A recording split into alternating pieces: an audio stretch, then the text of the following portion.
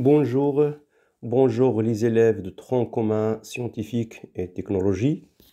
Aujourd'hui, on va voir chapitre 4, physique, donc titulaire le principe d'inertie. Bienvenue les élèves de tronc commun scientifique. Tout d'abord, je commence par la situation problématique. Ce diapo représente un ensemble de questions et 3 images différentes. Ma question, c'est quoi le centre d'inertie? C'est la question principale dans ce chapitre.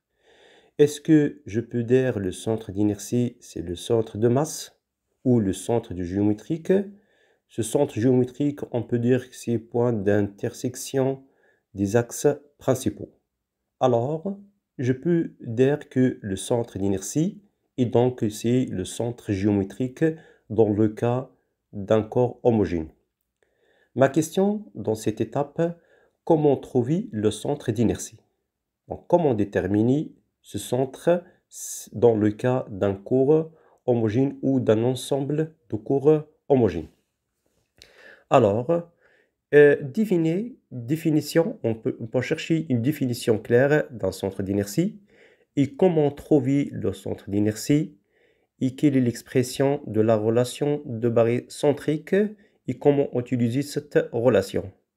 Et je termine ce chapitre par l'énoncé de principe d'inertie et comment je l'applique.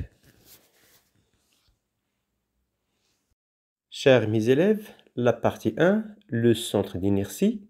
Donc le centre d'inertie, notez la lettre G, c'est le centre d'un corps solide.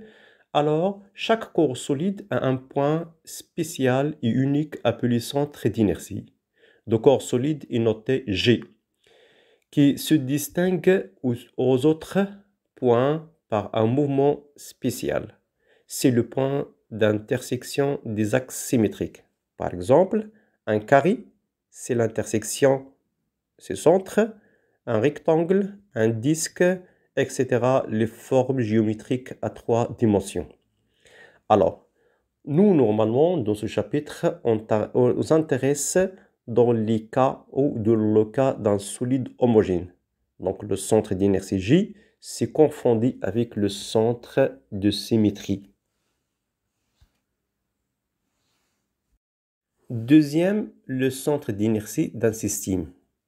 Pour un solide quelconque, constitué d'un assemblage des solides de centre d'inertie G1, G2 jusqu'à Gn, de masse respectivement M1, M2 jusqu'à Mn, le centre d'inertie G de solide S est donné par la relation suivante nommée relation barycentrique. Après un ensemble des démonstrations, on peut trouver la relation comme OG est égal à la somme de MI, OGI, divisé par la somme MI. Alors, implique que si je travaille avec le cas de deux corps, donc je veux simplifier la relation de barycentre sous forme OG est égal à M1 OG1 vecteur plus M2 OG2 vecteur plus M1 M2. Sachant que O, c'est le point qui peut être choisi arbitrairement, et le point G, on l'appelle centre de masse ou encore centre d'inertie au barycentre. C'est une relation mathématique qu'il faut appliquer facilement. Chers mes élèves, c'est le moment d'appliquer la relation de barycentre dans 3 exercices différents. Premier exercice, le système ci-dessous, figure 1, est formé d'une masse M1 et d'une masse M2. Les points G1 et G2 sont respectivement les centres de gravité de la masse M1 et de la masse M2. La question, c'est déterminer la position de centre d'inertie G de l'ensemble de deux corps ou deux corps par rapport G1 ou G2. Sachant que G1 et G2, une distance de 20 cm, M1 c'est 1 kg, M2 c'est 10 kg. D'abord, la relation de barycentre s'écrit sous forme OG vecteur est égale le rapport de la somme MI au GI vecteur divisé par la somme MI. Nous, normalement, dans ce cas, on travaille deux corps. Donc, je travaille I de 1 jusqu'à 2. Donc, OG est égal M1 au G1 plus M2 au G2 divisé par M1, M2. Alors, si je cherche la position de centre du G par rapport à G1, je remplace O par G1. Je trouve G1G, vecteur, est égal au rapport M1, G1, G1 plus M2, G1, G2 divisé par M1, M2. Tout simplement, je remplace le point O par G1. Alors, G1, G1, vecteur, c'est un vecteur nul, donc c'est égal à 0. Donc est égal M2, G1, G2 divisé par M1, M2. Encore, je remplace M1, je remplace M2. Je remplace M2 par 2 et je remplace M1 par 1. Donc je trouve un rapport de tiers G1, G2. Alors finalement, on a trouvé le vecteur G1G est égal à 2 tiers G1, G2 vecteur. Alors, je le transforme en module. Donc, c'est-à-dire, on travaille avec une distance. Je trouve G1G, 2 tiers G1, G2. Alors, je remplace, je fais l'application numérique et je trouve que la distance entre G1G, c'est 13,33 cm. Si on cherche, par exemple, la position de G2, je fais la différence, sachant que G1 jusqu'à G2 est égal à la somme de G1G plus G2G. Donc, G2G est égal à la différence de G1, G2 moins G1, G2. Je remplace G1, G1G par 2 tiers G1, G2. Je facteur, je trouve que G1, G2, c'est 1 tiers G1, G2 est égal finalement 6,66 cm. Chers mes élèves, deuxième exercice, le système ci-dessus, figure 2, est formé d'une plaque homogène d'épaisseur constante ayant la forme d'un trapèze, voire le schéma, la forme AB, B'D du masse M1 et la forme B, C, B'D du masse M2. Les points G1 et G2 sont respectivement les centres de gravité de AB, B'D et de B, C, B'D. La question, c'est déterminer la position de centre d'inertie G de l'ensemble des deux plaques par rapport à G1 ou G2. Sachant que G1, G2 est égal à 20 cm, la relation entre les distances, c'est M2 est égal à la moitié M1, M2. C'est la moitié de carré, c'est-à-dire M1 est égal à M2. D'abord, la relation de barycentre, par définition, c'est le vecteur OG est égal au rapport de la somme de MI au GI divisé par la somme de MI. Donc, nous, on travaille avec deux courbes. Donc, on travaille de I de 1 jusqu'à N jusqu'à 2. Donc, je trouve que EG est égal à M1 au G1 plus M2 au G2 divisé par M1 plus M2. Alors, si je cherche la position par G1, je remplace O par G1. Alors, je trouve G1G est égal à M1 G1 G1 plus M2 G1 G2 divisé par M1 plus M2. Alors, G1 G1 c'est un vecteur nul, ça cote 0. Donc, je trouve que M2 G1 G2 divisé par M1 M2. Alors, l'étape suivante, je remplace M1 par 2 M2. Je trouve c'est 1 tiers G1 G2. Donc, finalement, G1G est égal à 1 tiers G1 G2 vecteur. On l'en transforme en module, c'est-à-dire une distance. Je trouve que G1G, c'est 1 tiers G1 G2. Je fais l'application numérique. Je remplace G1 G2 par 20 cm. Je trouve que la distance G1G est égale à 66,66 cm. Alors, pour déduire la distance par rapport G2, c'est-à-dire G2G, j'applique que, sachant que normalement obligé de trouver G, le centre d'inertie entre G1 et G2, c'est-à-dire la somme, c'est-à-dire G1, G2 est égal à la somme de G1G plus G2G. Alors, G2G est égal à la différence de G1, G2 moins G1G. Je remplace et je trouve que G2 G, c'est 2 tiers. G1, G2 est égal à 13,33 cm. Chers mes élèves, la troisième exercice, le système ci-sur figure 3 est une plaque homogène et de forme de deux rectangles de masse M1 et d'une masse M2. Les points G1 et G2 sont respectivement les centres de gravité de la masse M1 et de la masse M2. Déterminer la position de centre d'inertie G de l'ensemble des plaques par rapport à G1 et G2.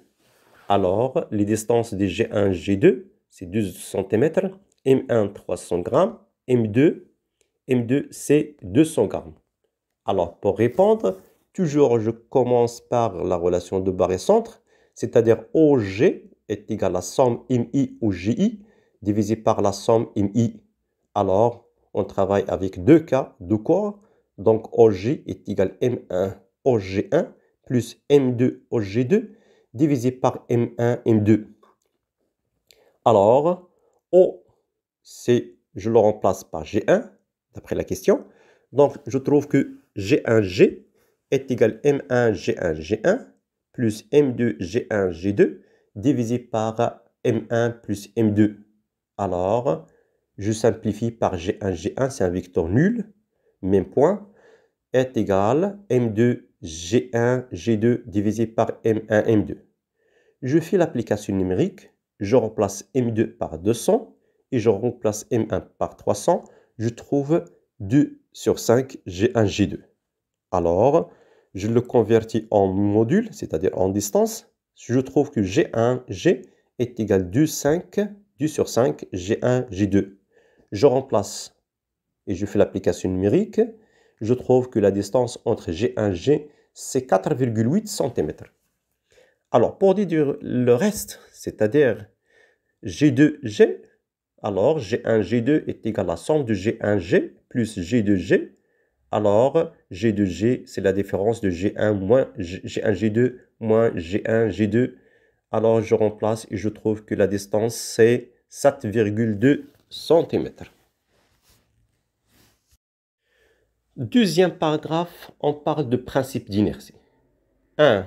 L'énoncé de principe d'inertie ou la première loi de Newton, faites attention, dans un référence terrestre galiléen, tout corps préservé dans son état de repos ou de mouvement rectiligne uniforme, c'est les forces qui s'exercent sur lui se compensent, c'est-à-dire la somme des vecteurs extérieurs est égale vecteur nul. Plus, c'est-à-dire CV est égal à 0, on parle d'immobilité, alors le solide reste immobile ou on parle d'un corps en équilibre. Ou CV est égal à constante, alors le mouvement a un mouvement rectiligne uniforme, on peut rassembler l'énoncé de principe d'inertie sur la relation suivante. VG, c'est-à-dire la vitesse de centre d'inertie, est égale à constante, soit une valeur, soit 0. Équivalent, la somme des forces extérieures est égale vecteur nul, c'est-à-dire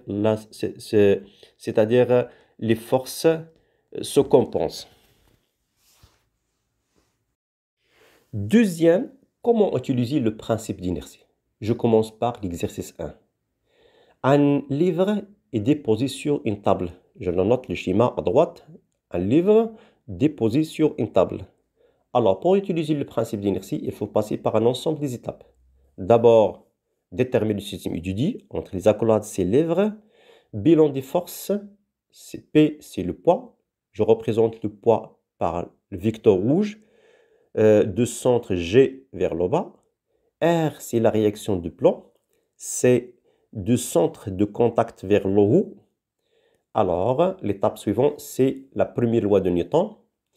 Le livre est au repos, c'est-à-dire V est égal à 0. C'est-à-dire la somme des vecteurs, la somme des forces extérieures est égale à vecteur nul. Donc, P vecteur plus R vecteur est égal à 0, vecteur nul. Alors, on considère un repère OK, c'est-à-dire vers le haut. Si je fais la projection, c'est moins P, c'est le sens inverse de le repère, plus R c'est le sens, même sens de repère. Donc, moins pi plus r est égal à 0 implique que r est égal p est égal m fois g. Donc, on conclut que d'après le principe d'inertie, on peut déterminer la valeur de la réaction de Planck. Deuxième exercice, le cas d'un solide flotte sur un liquide. Alors, le système étudié, c'est solide. Bilan des forces P, c'est le poids. C'est vers le bas, du centre du corps G vers le bas. F, c'est la force Archimede. On va voir le chapitre suivant normalement. F, c'est la force de l'Archimede. De centre d'énergie, c'est-à-dire C, vers le haut. La première loi de Newton, donc le solide au repos, c'est-à-dire en équilibre, V est égal à 0. La somme des forces extérieures est égale à 0. Donc P plus F vecteur est égal à 0 vecteur. Donc la projection sur un repère OK vers le haut. Donc ça donne moins pi plus F. Donc finalement, F est égal à P est égal à M fois G. Dernier exercice. Le solide glisse sur un plan incliné, c'est-à-dire un mouvement vers le bas. Le système étudié, c'est solide. Bilan des forces, le poids P. Donc le poids P de centre vers le bas, c'est-à-dire G de centre vers le bas. R, c'est la réaction de Planck. C'est la réaction de Planck. D'après la première loi de Newton, le solide est au mouvement rectiligne uniforme, c'est-à-dire VG est égal à constante. On applique que la somme des forces extérieures est égale vecteur nul. Donc, implique que P plus R est égal vecteur nul. Alors, avant, normalement, de faire la projection, on cherche à exprimer les Px et Py, soit Px ou Pt et Pn. Donc, sinus alpha est égal Px sur P, cosinus alpha est égal Py sur P. On peut déduire Px est égal P sinus alpha et Py est égal P cosinus alpha. Donc, la projection sur les axes.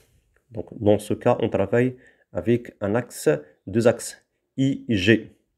Donc, Px, c'est le même direction de OI, moins Py, le sens inverse de Y, moins F, c'est moins le sens inverse de la réaction, plus Rn, donc implique que F est égal Px, Rn est égal Py. Donc Px, déjà déterminé, c'est P sinus alpha, Rn, c'est P cosinus alpha. Merci pour votre attention. N'oubliez pas de partager cette information pour les autres. Et si vous êtes intéressé de télécharger le PDF, c'est dans la description.